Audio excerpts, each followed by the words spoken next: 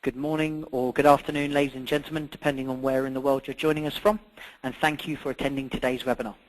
Today's webinar is brought to you by the Business Review and is in conjunction with Acurian. Today's topic will be cut enrollment timelines in half with centralized patient recruitment. Your presenter for today's session will be Joe O'Rourke, Senior Manager of Customer Solutions from Acurian. Before I hand over to Joe to begin today's presentation, I'd just like to take you through one or two of the functions that are available to you, just to make sure that you can interact with us as best as possible.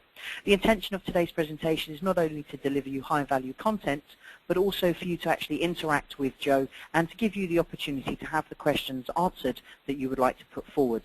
So throughout the session today, what I'd like you to do is at the opportunity when you think of the question, please submit it to us using the panel in the top right-hand corner of your screen.